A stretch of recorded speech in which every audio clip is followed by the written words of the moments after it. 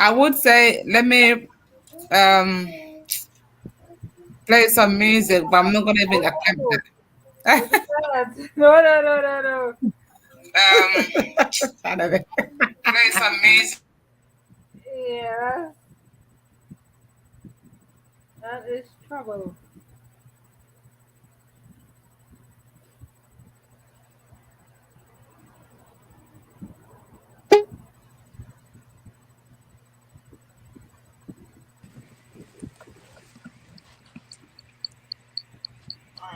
Hello, ladies. Hi, hon. How Hi, are you? Yama. Hi, hi, How's hi. fun? Let me. Hi. Hi, hi. How Hello. are you? I'm fine. All right, good. I just sharing. Yeah.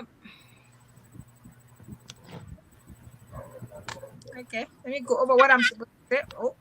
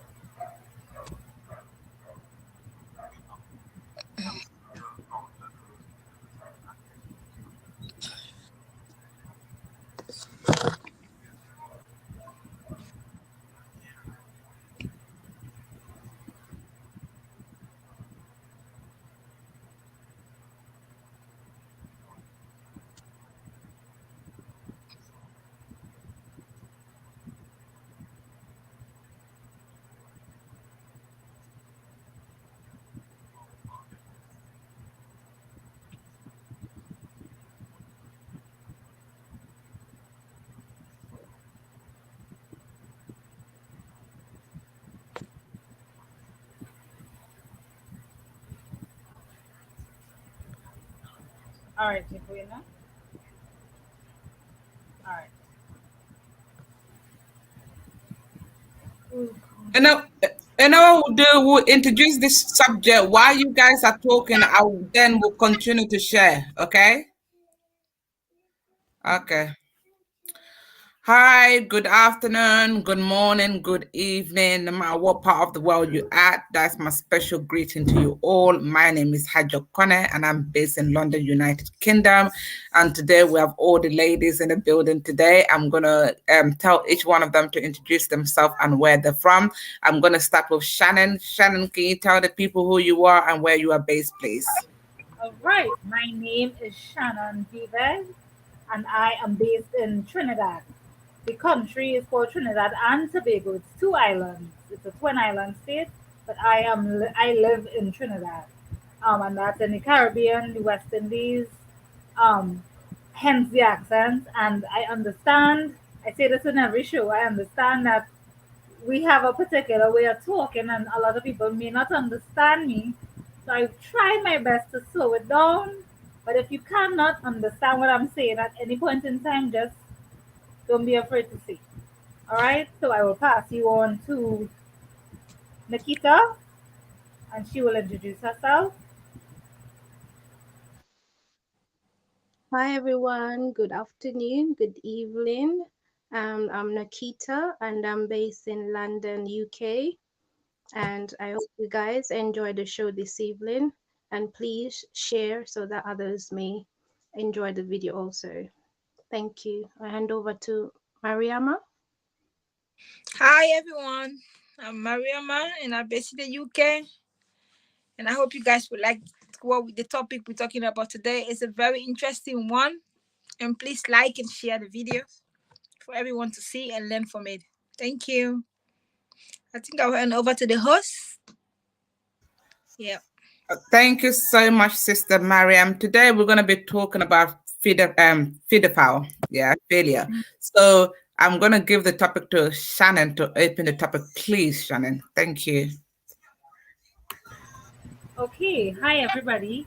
All right, so this is a very interesting topic. Another one of our interesting topics, and it's a much needed.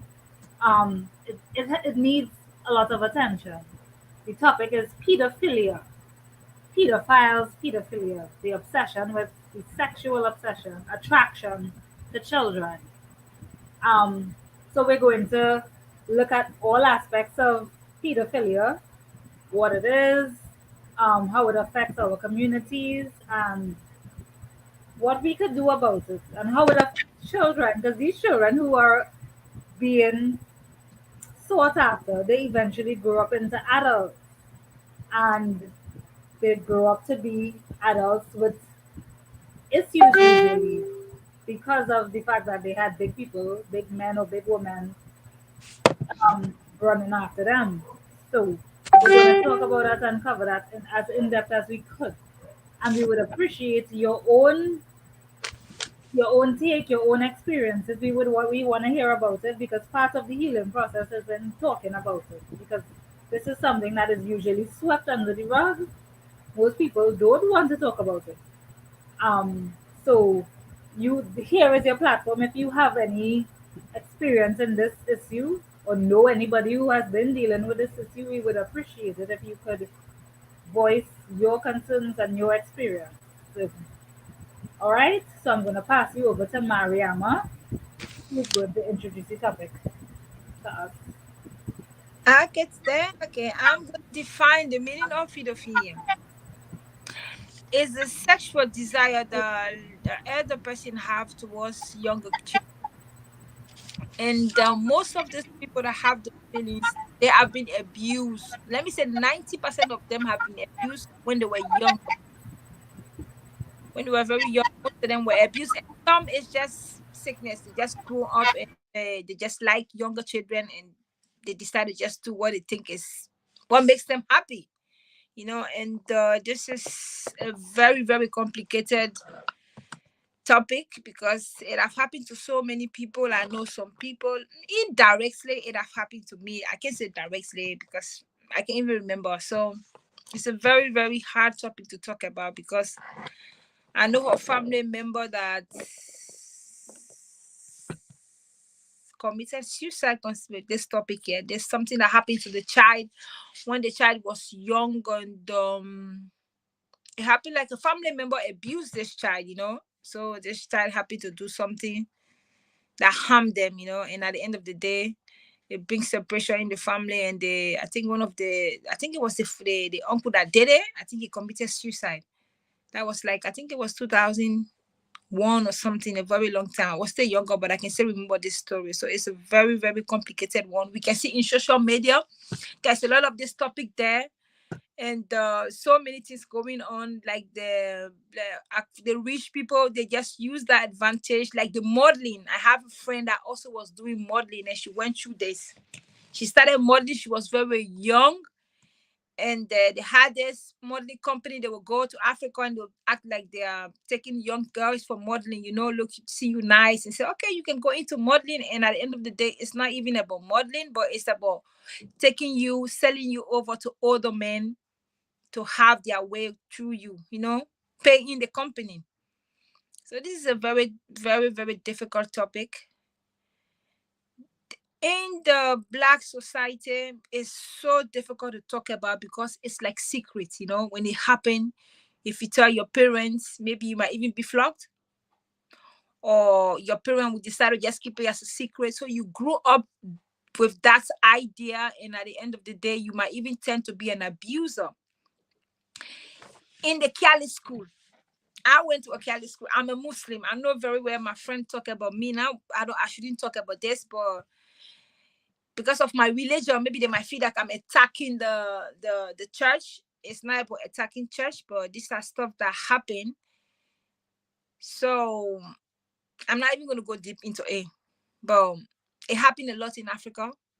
It's a real story that everything I'm saying, I know of it, and it have happened to someone very, very close to me also. That's what I said from the beginning. It's a very complicated topic.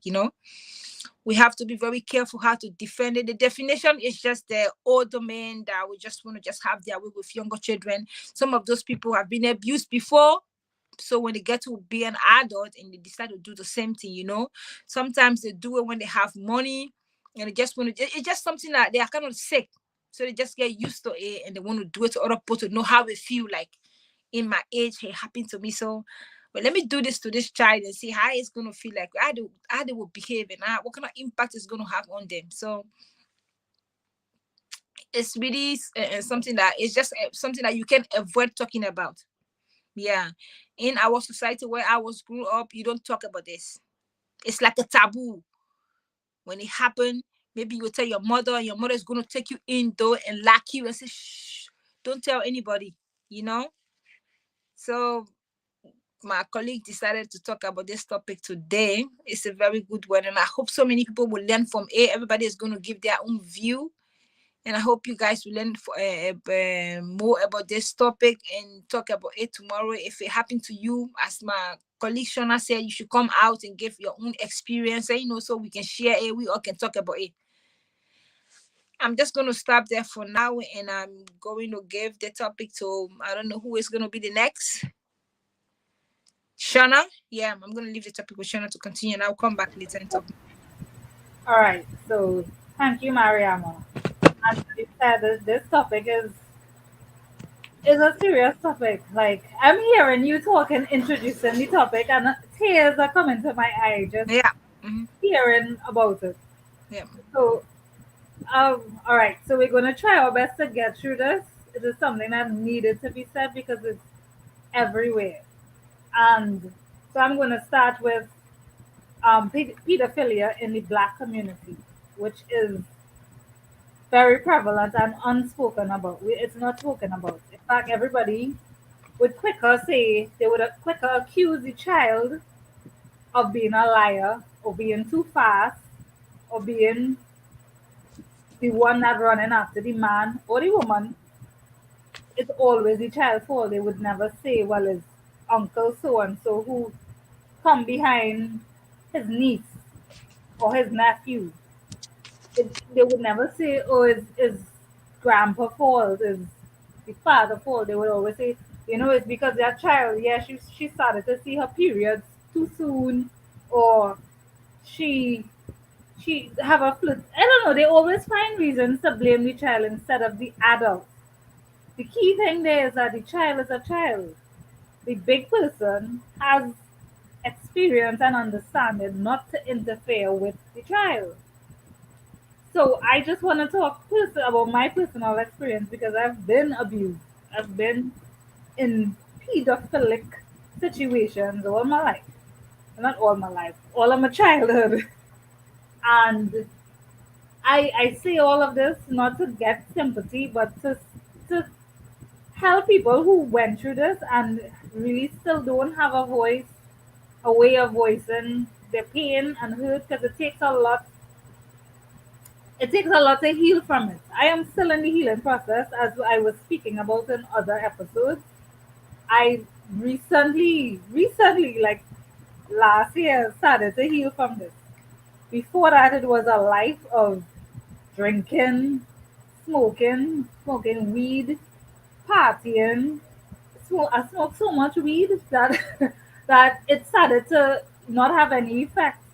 I smoked so much weed that the high wasn't there, so I was looking for the next high, the next best high.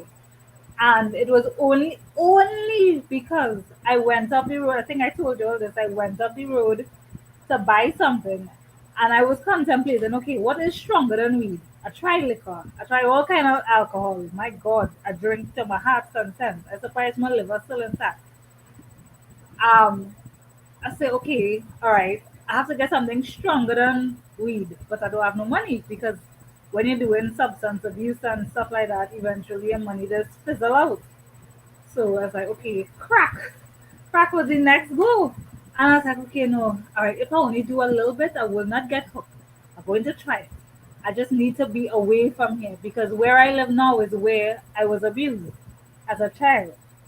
So all of the memories are in this house, are in this yard, in this neighborhood. So just waking up to this every single day, I couldn't do it. So I needed to get something to escape from this shit. And as far as I know, crack was the next step. So when I went up the road to get whatever it was, passing same time, this crackhead digging through the rubbish. To have the rubbish all over the place. He looking for food or whatever. He digging through the rubbish so much that he just scatter all the rubbish all over the street. And the street sweepers had just cleaned the street. So they were about to cut his ass. They were about to beat him. Like literally, as I passed, and the man coming up to him and saying, "Boy, leave that alone." And now finish do that, and he don't care. His mind so gone. He just still digging, and the man they were about to fight. I walk off because I don't want to see. I don't want to be a witness to nothing. I was not there. So ask me what happened. So with that, I say that's a sign from God to show me, oh yes, that's what you want to end up. You want to end up digging through trash, looking for food. So I went home and didn't bother. But my, and I don't want to make this too long. My experience, my first sexual abuse situation came from my uncle, my aunt's husband. Um, and I just want to note that pedophilia is usually, they say 90% of the situations with pedophilia or children who are abused by, sexually abused, is done by somebody they know. Hardly ever is somebody who walk off the street and come in your in your home or come around the child that you do that the child doesn't know. It's usually a family member, a family friend, that type of thing. So in my case, it was my aunt. I was 9 years old, and it was my aunt's husband. And I was doing children stuff, as doing stupidness, like running around the yard, playing, running around the yard. And we have an outside bathroom and an inside bathroom, but my uncle used to bathe in the outside bathroom. And how the house is, you could run up the back stairs, but you could see the bath. He was so tall he could see over the top of the shower, the bathroom, the door of the bathroom.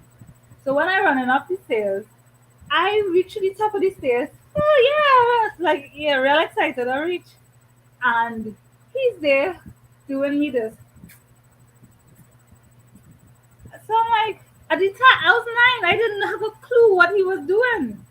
I was like, and then I run back down, and then I would be running up and down in the yard more or less every day, like after school, to have nothing else to do but run around. So I run up the stairs again. He bathing like he was timing me.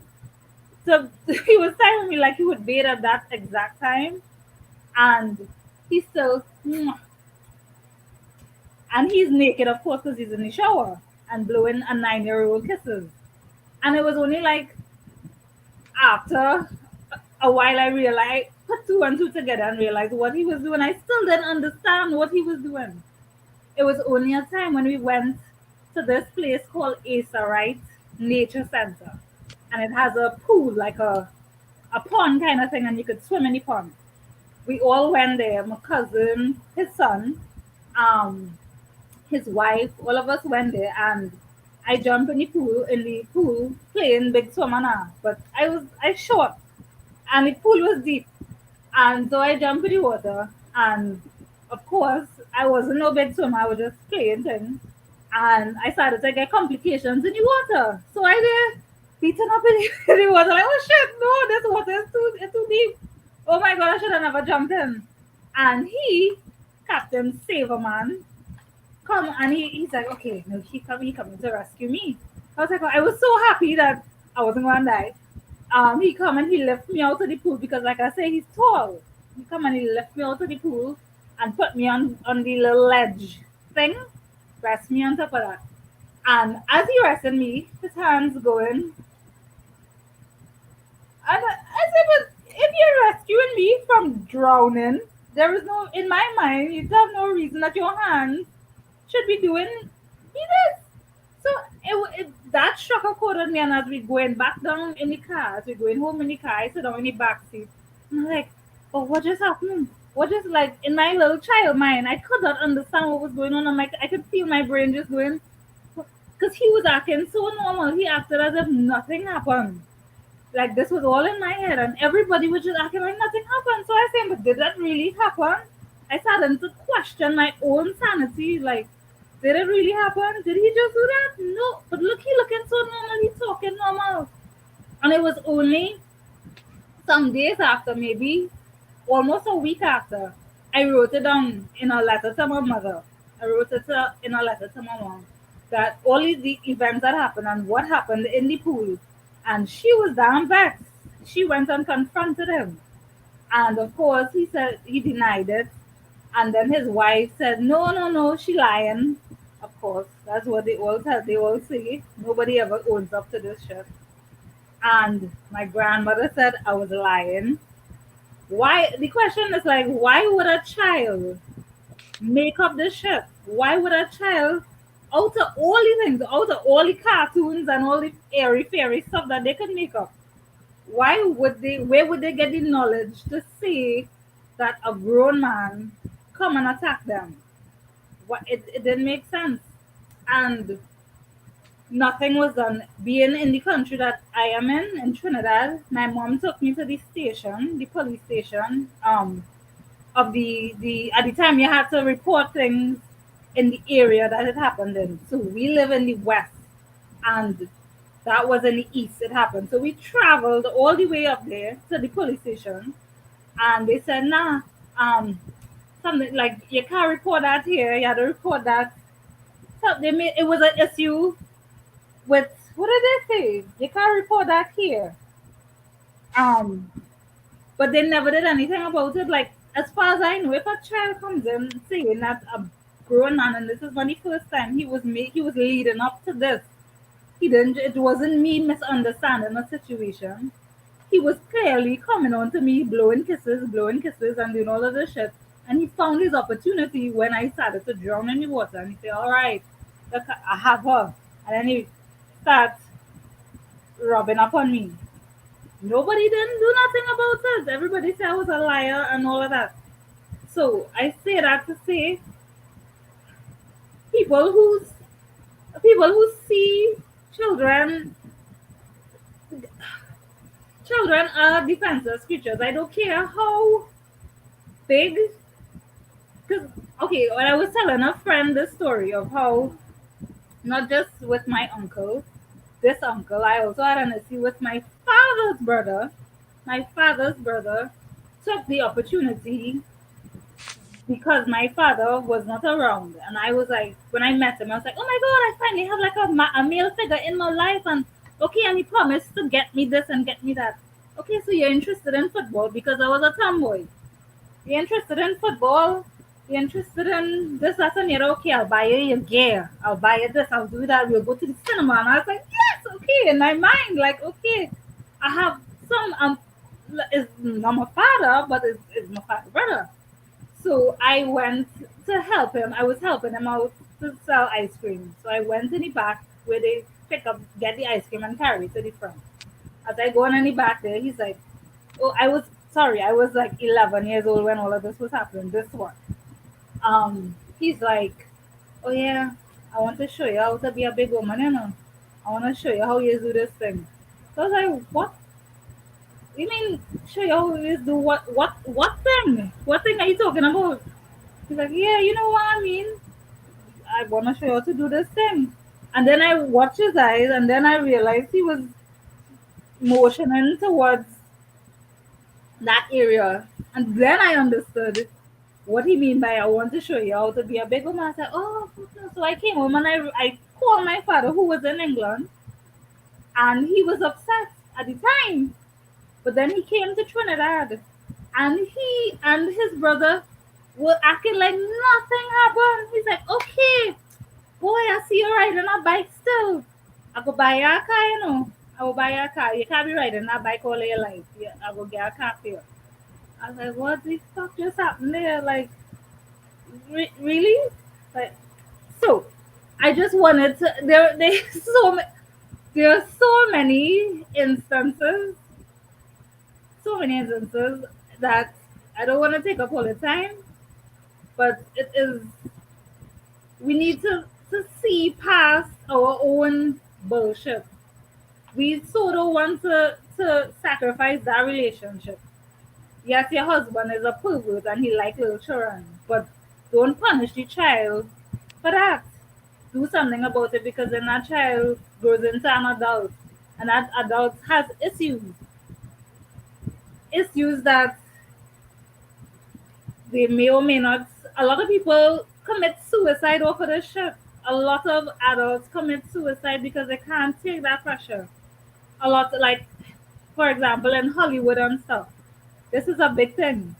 Children going behind children, child stars and stuff. A lot of them have been abused, and that is why a lot of them, you see, I forgot his name, Corey something, and a host of others. He was the most vocal one. Corey, I forgot his name, but he um he was one of them addicted to all kind of drugs. Of course, in Hollywood they have access to far greater drugs, and money is nothing.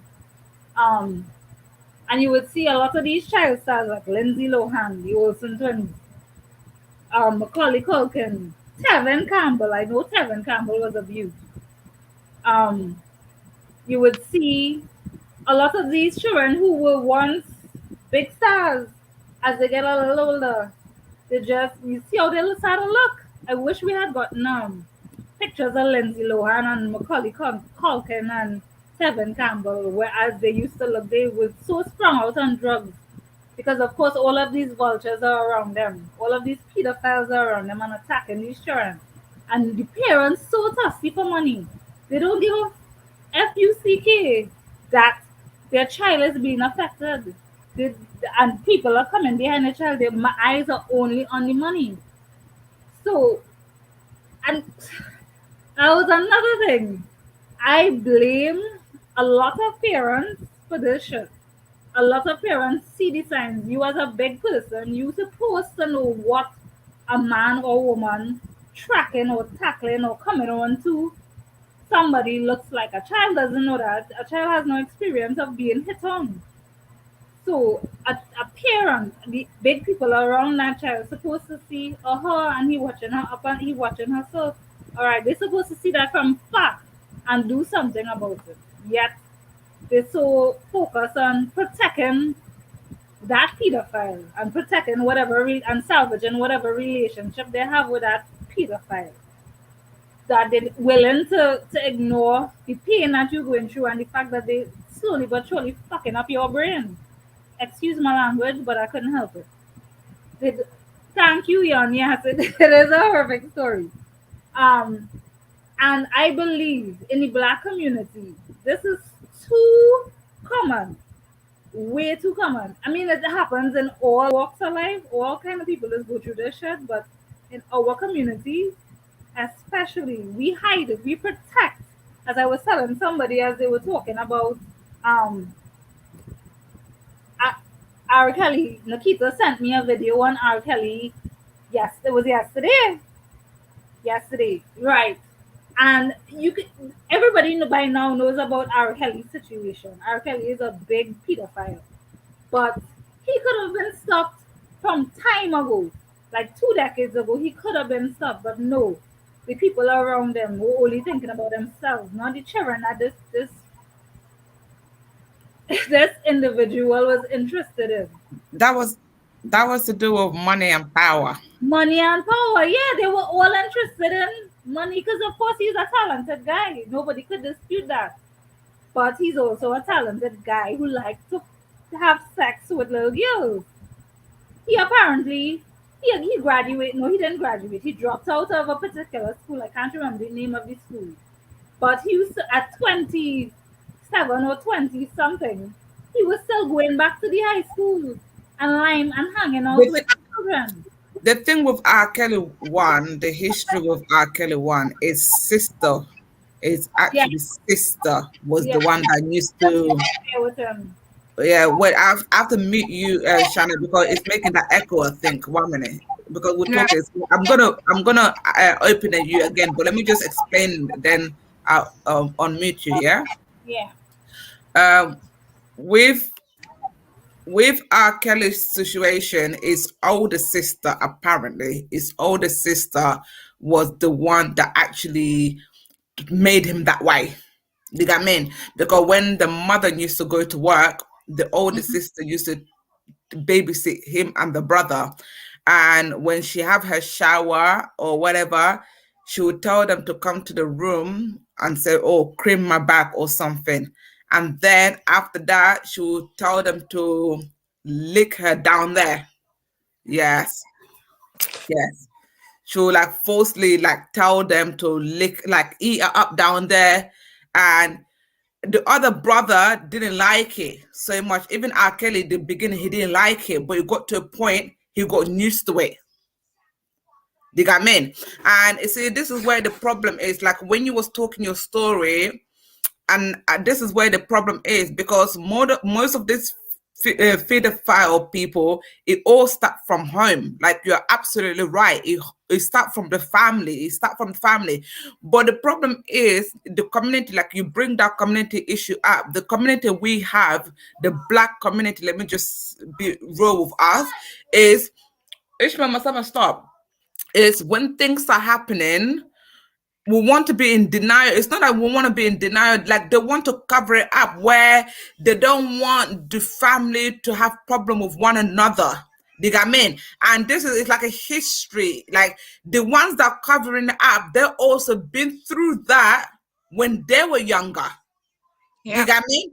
But is they had to deal with it the same way by just covering up, just try to forget it. You know, we don't want the war to become in the family. We don't want the other person to have a problem. And especially if that person had a good job or something, they'll then use that, oh my God, if we tell the police he will lose his job, he won't be able to feed his family, it's going to be a problem. Do you get me? So that guilt now come into the family, and then the person that been raped doesn't go and report. And half of the time, the person that been raped, they make you feel like you're the bad one by saying, what did you lead them on? You know, or how were you dressing?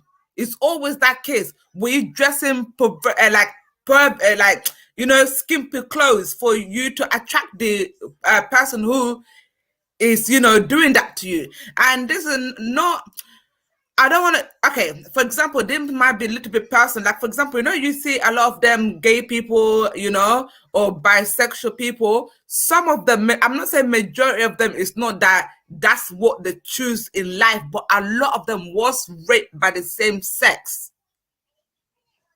Do you get what I mean? But because they was raped by the same sex, and it got to a point, they got used to it. So they don't know nothing better but that. Is that making sense? So a lot of people that you see that is gay and lesbians, I'm telling you now, I'm not saying all of them stories like that, but majority of them story, if you go to history of it, they will tell you I was abused by the same sex as a child. Do you get what I mean? And majority of the time is always the family as well. Always the family. And it's the family that's supposed to protect you. And those are the same family that's causing your harm. Do you get what I mean? And the community will come from, everybody just want to hide it and brush it under the carpet like it's not happening, you know, or always want to blame the person. So the victim itself ain't strong enough to even go to the police station to go and report it, because how are you going to report it? You know, if the say family that you have, they ain't here to even back you or to say, you know what, we are going to go there out there because we concern our child's safety come first. No, because the family, it been done to them. It been done to them. It's a generation after generation after generation. And this is why, like a lot of, like you was talking about suicidal, some people, because some people can't take it anymore. Like some people have to take medication for it, you know, because sometimes it got to a point where you blame yourself. Is it my fault? Is it my fault that I've been raped? You know, like, and this is the problem that we need to stop doing that. Stop the blame game and let people take responsibility. And when Mariam started the topic that it happened in churches, it happened in mosques, it happened everywhere. Religion, this is the thing what I always say to people, like religion is perfect, but us human made it worse. You get what I mean? Because God says, don't do this, and human beings will go and do what they like. You get what I mean? It's not only churches. In the mosques, it's certain mosques, yeah? Imam have filled up children, filled them up, and even raped them. You know? Some Buddhism places, it has happened. You get what I mean? And this is what I'm trying to say to people. Don't see it as, okay, that religion. It's not the religion, it's the person itself. It's the person itself that is decided to do all of this. But as a human nature, we need to, enough is enough. We can't just shut it up, because if we continue to shut it up, people will continue. Because even I remember one of my auntie was telling me a story. She lived in America basically. She was telling me a story in America where she take her daughter to go to the Arabic classes, like in a weekend they teach the kids the Arabic, you get me? And there was one the Arabic class that they go to, that they take the daughter. One child was there, mother was complaining, the child complained to the mother that the teacher molested her, right, in the thingy. The mother, can you believe it? The mother told my auntie, I'm not going to mention what auntie is, but she told my auntie the story, what happened. My auntie was like, but aren't you going to go and report it? Because of that, my auntie didn't take her child no longer there. You got me? She goes, no, I don't want to report it, because if I report it, that imam is going to have a bad name in the community and is going to lose the job that the teaching is doing. And I was like, are you nuts? Like, are you thinking about him losing his job, or is going to have bad reputation of the preaching he's doing? Like, he's like ministering children. So I'm sure that lady's child wasn't the first child. I'm sure he has done it throughout, but it Yeah, just happened to be that that child was feel comfortable enough to go and tell her mom. So think about it. I mean, other children as minister, boys and girls, and if some of them grow up, they can grow up and become that themselves, become a pedophile themselves, because how would they know any better? And then they might even mix up with the religion to say, oh, the religion allow you to do that, when it don't. It's just that sick bastard. I'm sorry, my language, but that sick individual decided to do that. You get mhm. me? Like, some people who don't know about religion, yeah, they'll dare be against your religion because they'll think that your religion, he allowed that to happen. No, my religion don't allow that to happen. Christianity don't allow that to happen. Islam does not allow that happen. It's the individual that choose to do that. You got me? And that's where people need to differentiate that. You got me? But anyway, let me give the topic to Mariam, and then we'll come back to Nikia. Yeah. From the beginning, what I was trying to say is that, like you said, in Islamic, to be very sincere, I don't say it doesn't happen, but maybe because of what you just mentioned, the same reason they don't say it out. But in the careless church, in the careless school, or when mission, those things happen. They have been said a lot. There have been a lot of movie I've watched, Nigerian movies that I've seen. So many real story. They have talked about it, that it is happening when it happened in the careless school, or it happened in the mission. Because I practically spent like most of my time. I went to mission in Sierra Leone. I went to the mission in Ghana. So those stories were just rolling up. So I did watch Mariam, one second. story. Mariam, one second. 1 second. Don't you remember recently on Facebook in Guinea Conakry, a Mhm. imam raped the child and killed the child? Don't you remember that incident? It was just a couple of No, months I ago. didn't really see it. I didn't Yeah, really. there was an incident in Guinea Conakry. Yeah, imam. Yeah. Yeah, he raped the child and ended up killing the child, and that was Guinea Wow. Conakry. Yeah, Yeah, imam. Yeah. honestly, it happened, as you said, in every religion. It happened, but because of the echo, people that talk about it, as Shona was saying, it's for, and I also said it from the beginning, it's like a taboo in our society. They don't talk about it. When you said it, your mother, like the same thing you said about your auntie and a friend in the US, your auntie or the family will just decide to just keep it as a secret. Oh, it's a very big thing. You don't talk about this, because if you say it, it's gonna be disgraceful. He's gonna be removed. His title is gonna be removed. People are going to disrespect you in the community. So in our place where we came from and where you and I came from, they keep that thing like it's like a taboo. They keep it like a big secret. They don't really talk about it. I saw that in one or two, three movies I watched, and I've always been that way. And even when I remember when I was in school in Ghana, it did happen there also. So it was something that the people really used to talk about. But it just used to be like in the school, in the society, but not like it was over the news. People don't really talk about it. Like what you mentioned about the Imam in Guinea Conakry, I've not really seen it, but honestly, I know it happen in every religion, in every places, every home. They have some kind of story like that, which the mother, the auntie, the family members, they will just keep it as a secret because they take it to be a taboo. It's not something to be talked about. And they'll even start blaming the person, like in Shana, as she was saying, nobody is going to believe you. Everybody's gonna say that no, maybe you dress up in the way to attract, or maybe you did something that make him to come near you, ain't knowing as a child.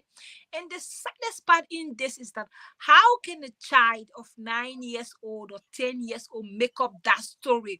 What kind of brain that child had to sit down and just make up those stories, And just, okay, my auntie or my uncle did this to me. How can a child just wake up and make up those stories without even seeing it?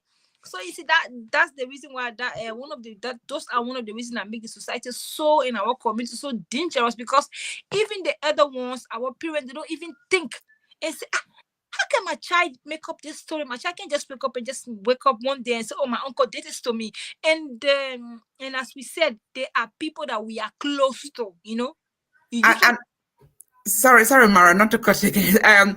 I just want you to say touch up on this. You might know it, but I didn't know until somebody told me, because I came to the UK when I was 6 years old. yeah. Oh, So I didn't know that side. But one guy told me before mhm. that, because we were just talking. This was like 5 years ago. We are just talking, like getting to know each other, and we'll talk about. And I asked him, I said, okay. I said, how old were you when you lost your virginity? It goes, oh, you can't really ask an African man that question, especially where we come from. And I said, why? It goes, when he was younger, in Africa, they'll tell the older girls to wash the younger boys, like put the water in their bowl to wash Mhm. them, like the back compound or whatever. So Yeah, some women used to use that opportunity to be touching the boys, to yeah, even go in the back and literally allow the boys to enter them, yeah, while they're in the back when no one is watching. I was like, that is disgusting. Because a lot of mans in our country lost their virginity like that. yeah. But I don't know, maybe you might know more into that details Of than course, I me, know, because I grew up here. But when he told me, I was shocked. I said, really? He goes, yeah. He goes, Haja, back in the days in Africa, the oldest girls, they used to be, because sometimes your mothers are all busy cooking for their husband. So the oldest children, they will say to them, the oldest girl, oh, go and watch the younger kids. You get what I mean? So a lot of oldest girls, they use that opportunity to be feeding up the boys, to even allow them to enter them, when no one is looking. I was like, that's absolutely no, it really happened, Haja, because as I said, it have already happened to them. So they do it to the other children. They just to them it's just a normal thing. It's just something that everybody's supposed to do. Like for example, even those things that do in Africa when a woman getting married, we want to know if she's virgin. Most of those things are just stories. They are all lies. They'll just make up their own blood and just put it there because the child have been abused when they were young. How do you expect that child to be a virgin when they already or when something have already been happening to them? So what he's saying is a very real story that really happened. The younger, the older ones, they will do it, but they are not doing it because they like it. They're doing it because they feel it's just a normal thing that because it happened to them, and maybe they have already explained it to one of their elders, or maybe their mother or their auntie, and they keep it as a secret. They say, okay, I'm going to do it to my little brother, and it's so painful because they do it to their own brothers and their own sisters without even knowing what they are doing. Maybe except they get to a certain age now, they'll say, wow, this is happening. And then they'll get to realize that what they were doing was very, very bad. But because nobody talk about it, in Africa, it's a taboo. It's something that is the reason why I only mentioned about mission and all of that, because that was where I grew up. I spent most of my time on the mission. So those stories used to always come up in the mission, that, oh, this person did this today. Say, maybe an older teacher will do this to this student. And, it's something that always used to come up when I was on the mission. They used to talk about it. But believe me, they used to stay right in that mission and never go nowhere. Maybe it's the headmaster will come and the dumb master will come. They will sit and they talk about it. Maybe they will just sack the person and that is it. Story end.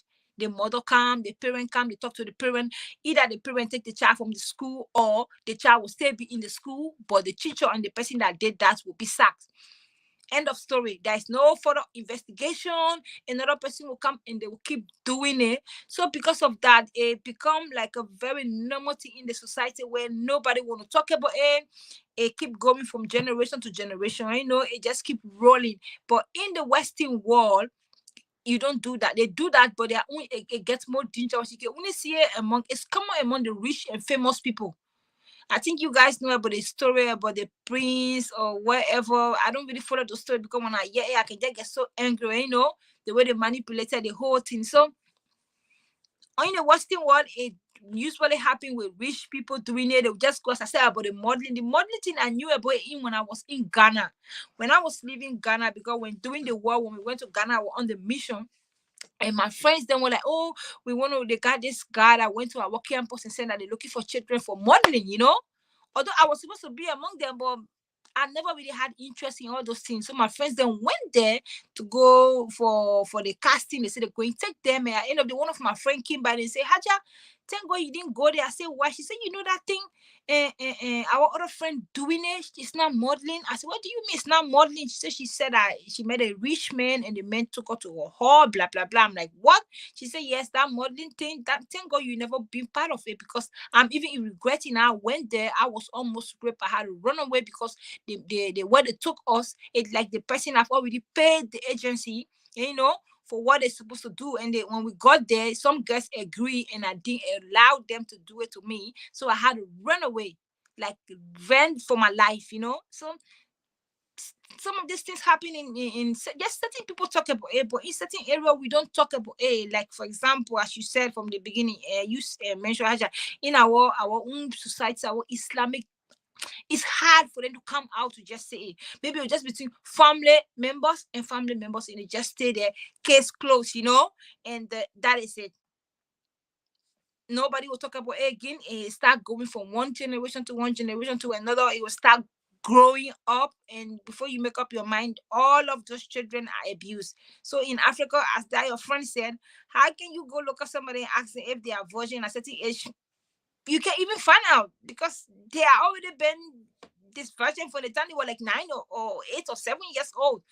You understand? So it's just something that just keep rolling. But anyway, I'm gonna Yeah, leave before, with yeah, Nikita. yeah. I'm gonna, yeah. Before Kita, sorry, before you jump in, I'm gonna just say this because it's still happening now. Like Mariam in Africa, like here, when there's job opportunity in Western country, if you got the qualification, you get the job. But in Mhm. Africa, because of power, a lot of people want to work, but some job company want the manager will want to sleep with the person first before you can even offer her the job. Yeah, You got me? And they do it a lot. And even in school in Africa, a lot of people got qualification. They got the qualification for whatever for exam they grades, did. Half of them didn't pass that exam. Yeah, grades. half of them the teacher raped them. Yeah, to give them a good grade. That used to happen. And sometimes even the ones that did good in school, if the teacher tell you that I want to sleep with you and you refuse to sleep with him, even though he knows that you're smart, he will not give you your grade. He will put that you fail because you refuse to sleep with him. All of that happen in Africa. They take Yeah, advantages of the young girls there and the young man there, and it's very bad. This pedophile thing is really very bad. People use the power just to do anything they like, anything, and it's really, really, really, really, really, really bad. People are suffering back home. Nikita, the talk is in your hand, the ball is in your hand.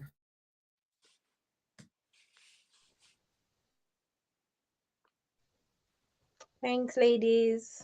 Yeah, yeah, it's a very touchy topic.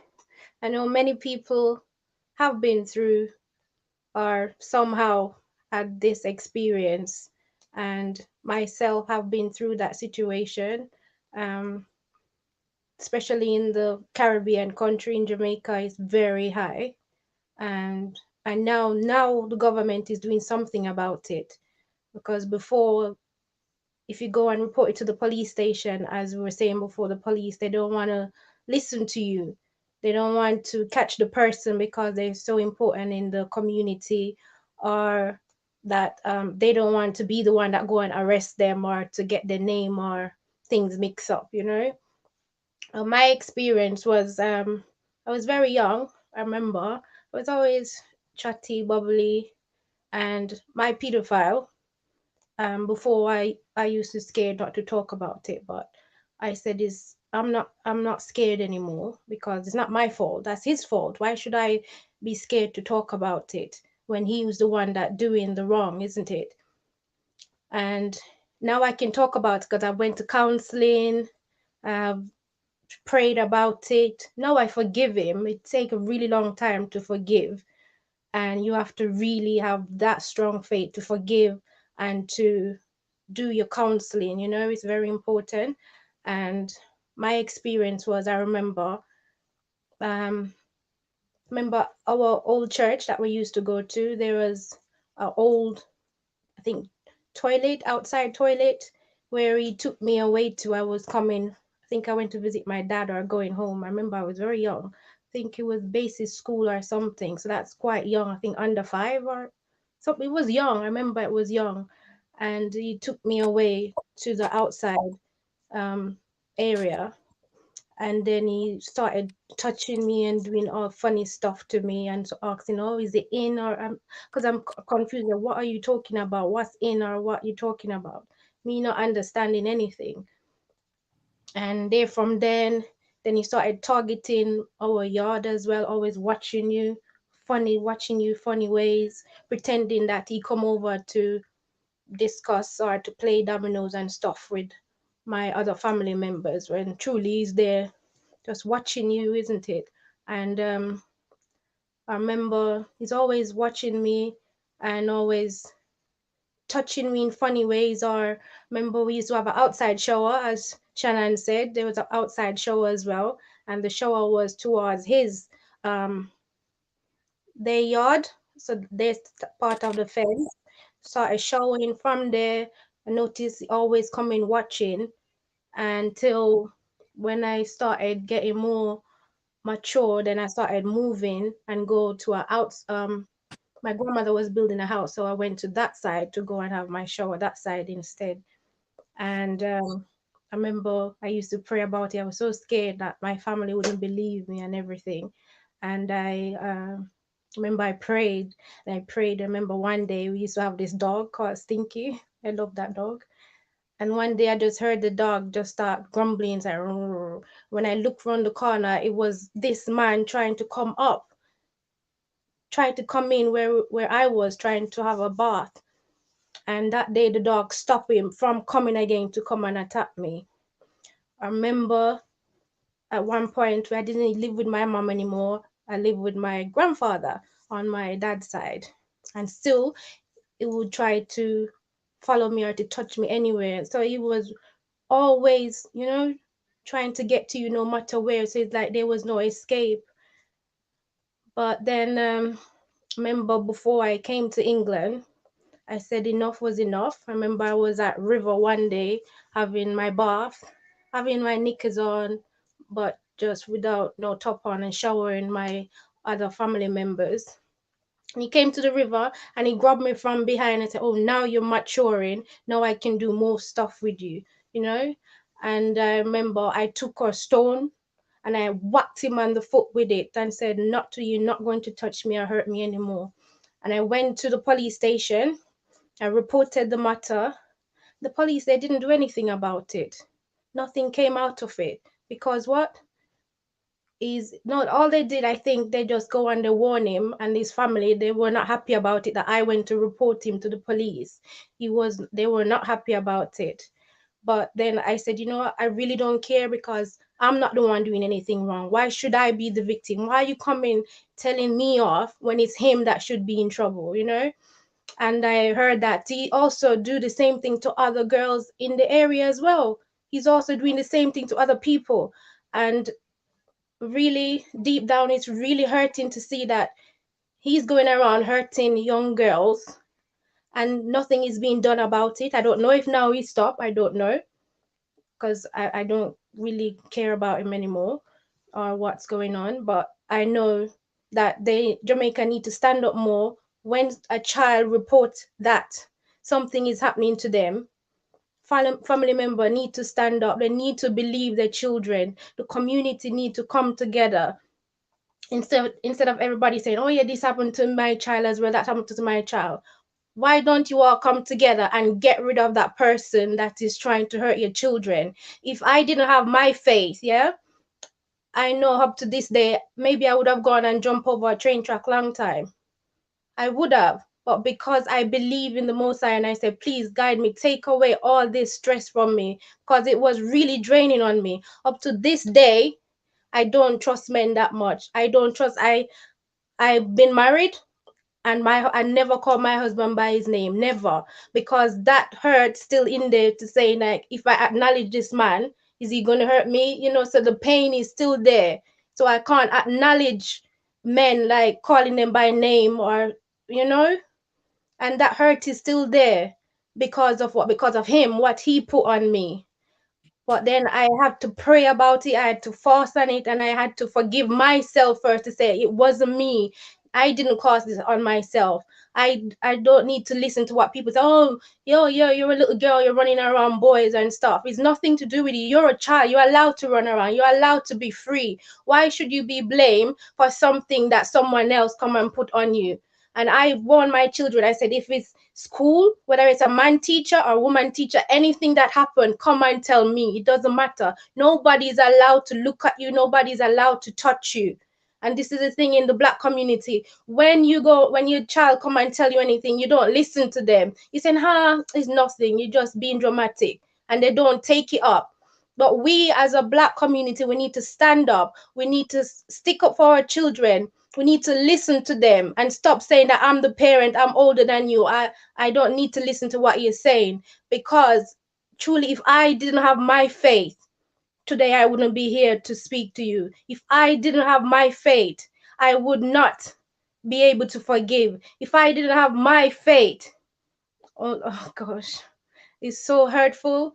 And to see that so many other girls, the same thing happened to them and nothing done about it. And because he's so important in the community, he's so important in the area, in his job or whatever, that you can't touch him. He's what? He's too high. Nobody is higher than the Almighty. And I know one day, whether he's still doing it now or not, I know that one day he will come out and confess. He have to come out and confess, because that man that I'm praying up there too, he's not sleeping. And until we wake up and stop all this, that our children are talking rubbish, or silent them, or brush them away and say it's okay, or accepting money for for silence or anything, or brush them away, until we get away from all of that, no change is going to happen. So we need to stand up for our children. Listen to your children when they're going through stuff. So many children out there hurting. And as I said, if I didn't have my faith today, I would not be here. I would have gone and I don't know how many times I was hearing voices in my head before saying just end your life. But because how I grew up in my faith, I knew better not to do that, because it wasn't my fault, and he's walking around freely. Why should I walk around still feeling shame and feeling hurt when it's all his fault? I'm not doing that anymore. So now I'm making a stand, and I stand up and say, us as a community, not just as a black community, but as a wide community, we need to stand up, listen to our children. If they're being hurt, if they're being abused, if they say a teacher is touching them, anyone is touching them, you need to listen to your children. Stand up for them, investigate the matter, because your children are the future. You don't want them to come and be the next person to come and abuse someone. You don't want them to go and commit suicide. You don't want them to be going in problem. So you need to it's wising up time now. Stand up for your children. It doesn't matter if they're a police, if they're a teacher, they're a doctor. You need to speak up. Speak up and get rid of these people in our community. Until we stand up and protect our children, oh, only Father knows. But I just want to thank you all for listening, and please, please, please share so that others will find this interested, and that others may heal also, because so many people out there are hurting. So many people, it's just that they're not speaking. So many people are going through so much, and they're scared to share. It's only now a lot of people are revealing what's been happening to them behind doors, from their own father, their own mother, sisters, brother that's been abusing them. So it's time for us to speak up and get rid of these behavior in our community, because it's not right, and it's not fair on our children to grow up with such monsters living around us. Thank you all. I hand over back to Aja. Thank you so much. Thank you so much, Kita. I apologize what happened to you and Shannon when you guys was younger. Like in the end, you just touch up on something and it bring back a memory. One of my older sister in Australia, the first not the first show, but the first few show I done with her because she's a talk show host as well. And she said in Australia there was one man, he raped his daughter basically, right? But he raped her a lot. So it got to a point the child calls police and social services, I think. So they took the child away from the dad. They put the dad in prison, and then they put when he came out of prison, I think they put tag on his feet. The guy man. And most people in the community didn't believe the girl. They thought the girl was lying, like, oh, why had dad gonna do that? And they don't realize that it happened. Just because it hasn't happened to you, don't think it doesn't happen. Like some people take advantages. There's some communities, I don't want to say the community name because it might be like I'm attacking them, but that community, some of them sleep with their own children to virginize the children before the children even get married. Like it happens. I was reading a story ages ago. I saw an article on Facebook. It was Facebook, and I was just reading about it. Um, the dad will rape his own little toddler, and he raped his toddler so bad the child died from it. But it was such a rip wound, like you can see it, like it affected the child died from it. They couldn't really repair it, you know. Because can you imagine a grown ass man and you're doing that to a toddler? Somebody's not even developed yet. The guy man is sick. It's disgusting. It's sick, you know. Like, but it's this thing where society is so scared to talk about it and people are doing it and they think it's acceptable, but it's a mental health disease. I don't know because they're getting away with it so much, they're not getting punished for it, and that's why they keep doing it. I just don't know, but I don't understand why when children are reporting or when parents know, we need to start doing better, you know. Don't allow these people to get away with it. Because if they get away with it, if they do that to your child and you're not talking, then if you're not talking, it's gonna make them continue to do it to another child, to do it to another child, to do another child. They got to do, So there are gonna be a lot of children in the community going through that. And if the ones that don't heal from it, they'll become that themselves or they'll commit suicide. So either way is broken. We need to fix it, try to fix it. Because either way, the ones that have been abused, they will become abusers themselves or they will commit suicide. So we really need to talk about it. Stop playing blame games, or stop making people use their power because they got certain power. They think they can get away with certain things. No. And like I was glad that Shannon bring up a little bit of the Kelly issue. R. Kelly was the same thing. Even though his sister, the one that was the problem, his sister abused him and he became abuser, but the fact that he got away with it, he thought he would get away with it, the fact that he had money. You got me? That's what he had in his mind. Like, okay, I'll do it. If these people would say anything, I'll just pay them off. But how long are you going to pay people off? You got me? A lot of parents didn't come forward because he paid them off. But it got to a point where he kept on doing it so much that the law put on him. The law had no other choice but to do something about it because there was so much complaint coming from left, right, and center that the law had to do something about it. But if, for example, the first incident, I'm sure a lot of people wanted to complain and it paid them off. If those parents decided to spoke earlier and not accept the money, he would have got caught for a long time. It wouldn't have happened for so long to so many people before, But Shannon, you want to talk? I just want to say he got away with it so long because our parents did not want to sell him out because he had, like I said, he had a lot of money. They were more interested in the fact that they could get what they could get out of him. It really wasn't about it, their child safety or anything like that. They wanted to see how long. A lot of parents. I was watching the video that Nikita sent us yesterday. A lot of parents would allow their children because they know that he's sick. They know R. Kelly liked children.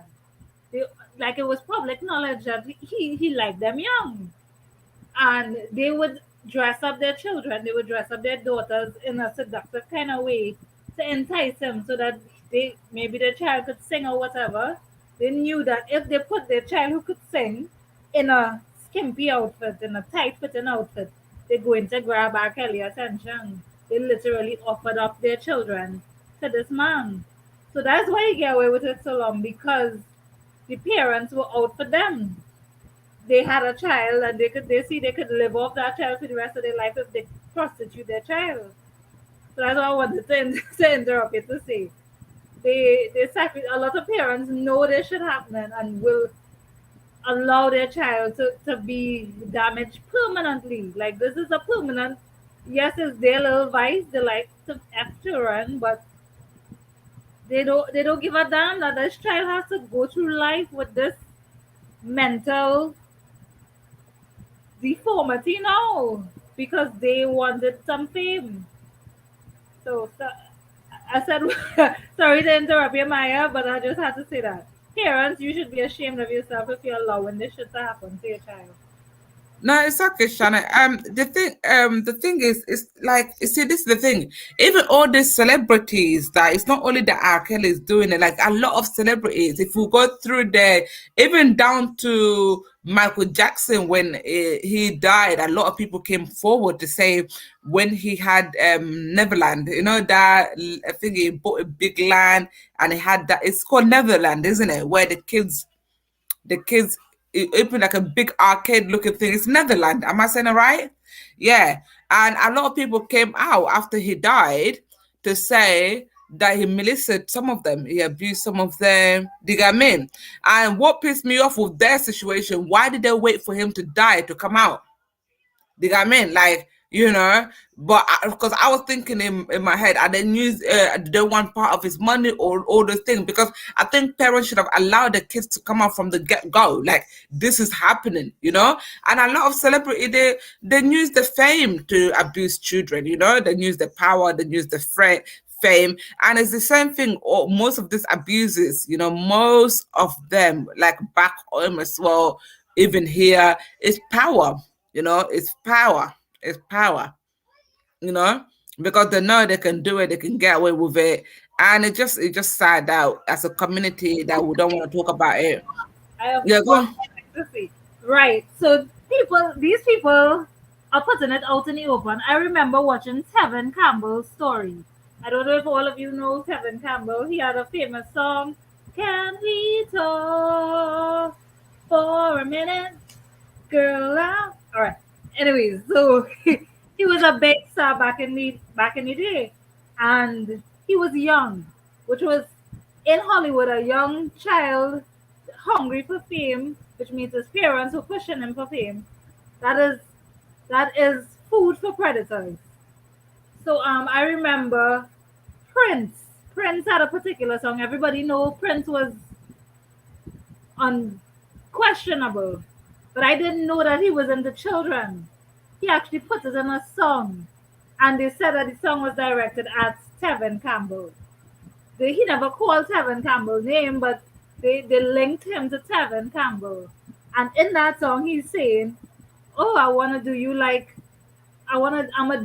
a kid does homework after school." And nobody said this song. He was a big star. And this was done like at close to around the height of his career. Like he went on to make songs, but he's saying these lyrics in a song and nobody didn't pull him up on it. He's saying, I'ma do you like a child. No, I'ma do you after school like a child does with homework. That's what he said. And it's like obviously he's talking about having sex with a child.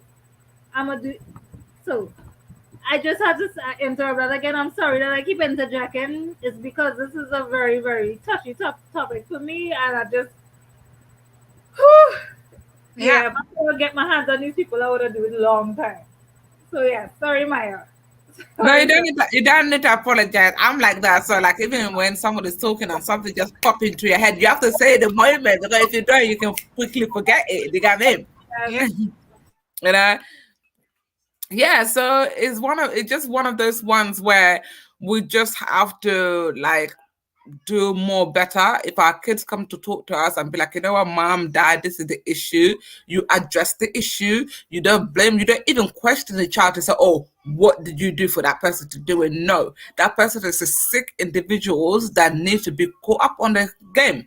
Because if you talk to them and they know actually this person parents have clocked on, they ain't gonna try that nonsense with the child anymore because they know they even avoid that child totally because they know that parents will be I will be on them like a hook. They got me. But like we live in a society when yeah, so we've been here for 1 hour, 12 minutes. Before we go, I'm going to start with Mariam. What is your last advice that you can give to the people watching us based on the topic that we'll talk about today? Please. My advice: start with listening to the children. Because the first thing is to our parents, we mothers, fathers, aunties, uncle. For a 9 years old child or 10 years old child to just come up with a story like that, you have to be truth. They will never make up any story like that.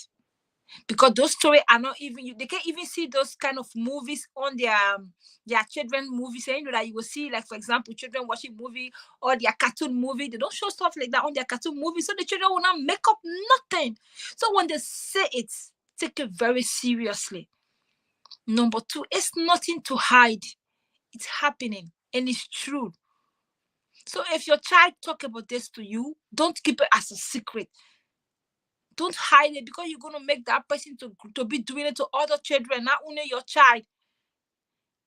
Because if the child come and talk, and for example from school or from wherever institution it happened, even from home, it's gonna continue, because that fellow is not gonna stop, or that woman, because even women even do it. They don't even stop. They're gonna continue doing it because they will feel that nobody will catch them. That the children don't talk. So even if the children talk, the parents are not going to take the children serious. So we parents should start taking our children serious. And those uncles and aunties, how would you feel if somebody do that to your own child? How would you feel? How would you feel? It's so sad. How would you feel if somebody do the same thing that you do to other people's children, to your sister children, to your brother children? How will you feel if it's done to yours? Would you like it? Please think about this. And next time, they have so many grown-up women out there that are so willing, you can pay them. So they don't even need to pay them anymore. You just go and approach them, they'll give it to you for free. But don't do it to the small little children, because it's a bad thing.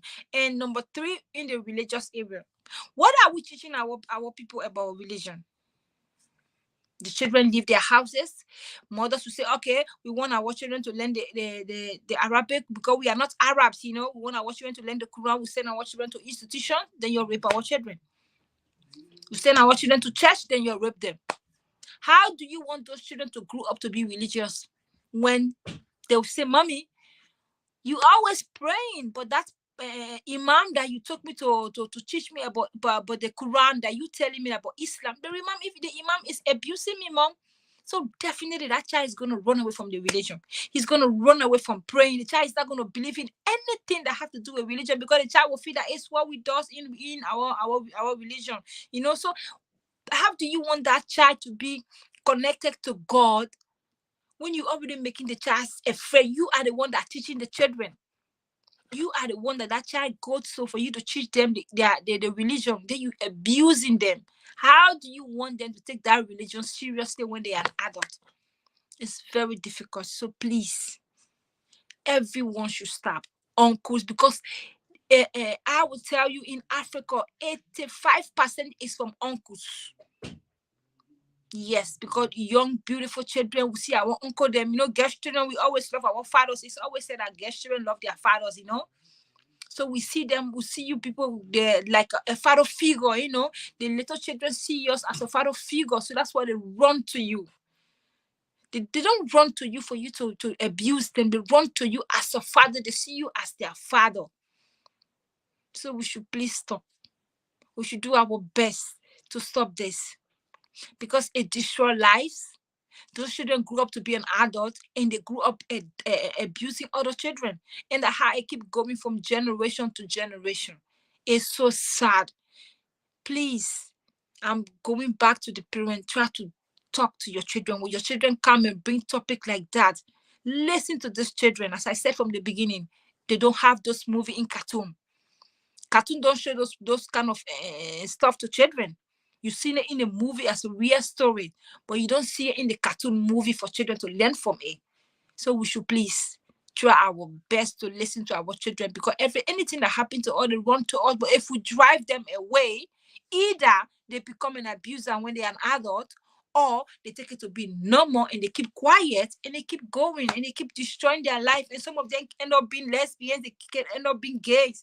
Why? Because we, the parents, we fail them when we are supposed to help our children. So that is my advice. I hope this video will go as much as far. You will share it as much and watch it. So our parents, then we mothers and fathers and uncles, them will listen to this and try to do some changes in the society. Thank you very much. Thank you so much, Mariam. That was beautiful. And can we go to Nikki, please? What will be your last message to give to the audience about the topic we're talking about today? Thank you. Well, first, I would say to the pedophiles out there, if you're doing that to young children, you need to stop.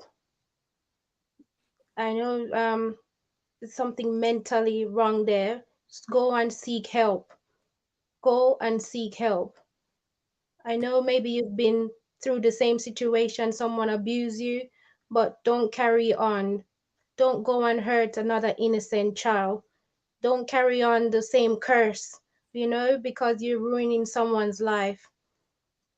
Go and seek counseling, but just stop hurting our young children, our young boys, our young girls, and just go and seek help. And anyone out there that's been through that situation, that has been abused by an adult as a child growing up, I know it's a lot. And even though as adult it's hard to talk about it, but there is help out there. You can go to your pastor, your local mosque. There's someone there that you can speak to. Go and seek counseling. But there is help, there is hope, and there are people there that will believe you. You can even reach out to us where we can advise you, we can pray with you. There's so many help out there today. I myself have been through the same situation as I said before, and my faith has brought me this far. So I know that if we can get through together with this, and there is hope, and we believe you, and there will be better. So just hold on to your faith and know that this situation will stop, but we just need to speak out. It doesn't matter if it happened years ago, stand up now, speak about it. Because that same person that abused you then, maybe they're doing the same thing to someone now in the community. So we need to stand up now, stand up and speak about these people in our community. Let them stop hurting our boys, our girls, because they're young. And as our sister Mariam said, it's happening in all religion. It's not just one religion. And because of this situation, it's giving a bad name on different religion. And it's nothing to do with religion. It's about the person that's going around and abusing these little children. And we need to speak up. It doesn't matter if they're the priest, if they're the imam, anyone, just speak up about it. If it's the police, whoever it is, we need to stand up. And as the people in America where they muted R. Kelly, we as a community, we can also stand up and speak up against these people hurting our children. So if you need help, reach out to someone today. And please share so that others may get healing from this evening show. Thank you all for watching. I hand over back to Aja. Thank you so much, Nikki. Shannon, it's your turn.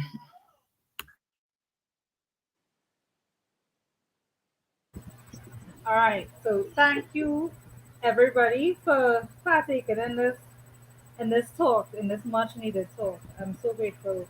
So grateful to God. So grateful to you all. So grateful to just everybody for one pain coming on and talking about this. Nikita, sharing your experience. That is never something easy to talk about, especially when that is never ever something easy to talk about. No matter how much older you get, that thing is always etched in your memory, always etched in your mind.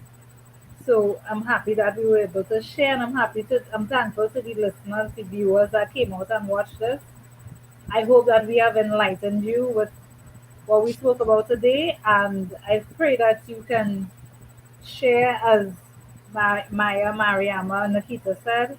I hope you'll share and get this information out there. This issue has been going on way too long, and there are tons of people hurting out there that still are in need of help. All the people that committing suicide, all these drug addicts, all of these people who doing stuff like that, they're doing it because they're hurting, they're in pain. They could not voice what happened to them. So the only option they took was either to take their life or numb their pain through alcohol and drugs. And that is not a life to live. Well, with suicide, you end your life. But with the alcohol and drugs, relying on that, having to smoke, drink, take whatever drugs just to survive, just to get through life, that is not living. And a lot of people are doing that. A lot of We see a lot of celebrities and other people living that type of life, and that's not living. So I just want to end by saying to the people who listening that have been abused and have been in situations where pedophiles come around you, there is light at the end of the tunnel. Your life isn't over, even though you keep seeing the same memories, you keep experiencing the same stuff over and over again. You can get past it. And there are various avenues. As Nikita said, she went to counseling, her faith helped her. I I did EFT, and I do it every day. Reiki has helped me. There are so many avenues available to you. Counseling is a way to talk it out, because with these kind of situations, because you were stopped from telling people about it. You were blocked from telling your parents or telling whoever what really happened to you. Counseling is a great way to finally get that out. You finally have somebody to talk to who's willing to listen to the pain and the suffering that you're in. So use one of those avenues. Tell a friend about who you know went through that. Advise them on how they can come out of the situation, because nobody should have to take their life because some idiot decided, oh yes, you're a sexy child. You're Nobody should have to take their life because of that. So tell them about counseling, tell them about all of we spoke about healing methods in past episodes. You can reach out to us, the Red Flag Show. You can reach out to any one of us, and we'll be more than willing to help you. We pray with you, we talk to you. Just say the word and we're there. All right, so I'll pass it back on to Maya, and thank you again for watching and listening to this show today. Thank you so much, ladies. I'm gonna keep mine very short because you have all said everything. So yeah, so if I talk, I'm just gonna be a parrot, yeah, talking exactly the same thing you guys have said. So what my friends have said, my sisters them have said, they've given some great advice, let's learn. If whoever is going through it, learn to go and get therapies and to get some help. There's help available out there. And now we should do better in our community. When our kids come and talk to us, we need to listen. First thing is listen, because there's a lot of damaged people in this world, and it's all start from us not listening, not taking them seriously, where they feel like they have to depend on drugs, or they have to allow people to abuse them because to feel important, or to block the pain. They got me. So like, in whatever we do in life, let's just decide on, first we'll put God first, second, as a parents we'll listen to our kids. That's very important. And everybody who took the time today to come and watch this platform, thank you very much. Please like and share on our page. We appreciate you all. The ladies, two ladies have come and give the personal experience, and that's very, very hard to come out here and I let the old world know what have happened to you as a child. You get me? But they only say here, we say our experience just for people that is going through it, and for you to know you're not alone. You get me? We've been through it, and we can work as a team to heal together. You get me?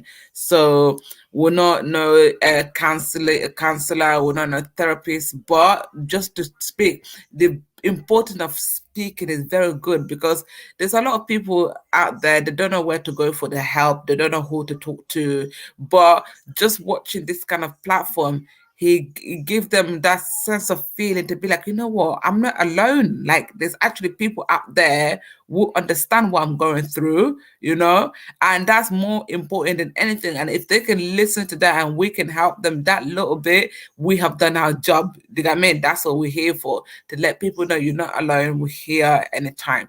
So we appreciate you all. We love you all. And please don't forget to like and share our platform. Kisses to you all. Bye bye. Night Thank you. night.